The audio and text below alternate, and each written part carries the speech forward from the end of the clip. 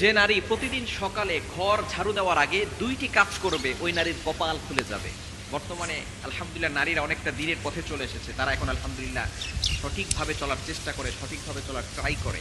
আমরা বিশেষ করে সকালবেলা ঘুম থেকে ওঠার পরে ঘরটাকে ঝাড়ু দেওয়ার ট্রাই করি। ঘরটাকে ঝাড়ু দেয়, বিশেষ করে মা বোনেরা যারা আছেন ঘরটাকে পরিষ্কার পরিচ্ছন্ন রাখার জন্য ঘুম থেকে ওঠার পরে ঘর ঝাড়ু দেয়। এই ঘর ঝাড়ু দেওয়ার আগে কাজ করতে হবে, এই কাজ যদি নারীরা করতে পারে ওই নারীর কপাল খুলে যাবে। এক নাম্বার হচ্ছে ফজরের সালাত আদায় করা। ফজরের 2 রাকাত ফরজ নামাজ, ফজরের নামাজ পড়ে না, সুন্নাত হচ্ছে 4 রাকাত, 2 রাকাত ফরজ, 2 রাকাত ফরজ।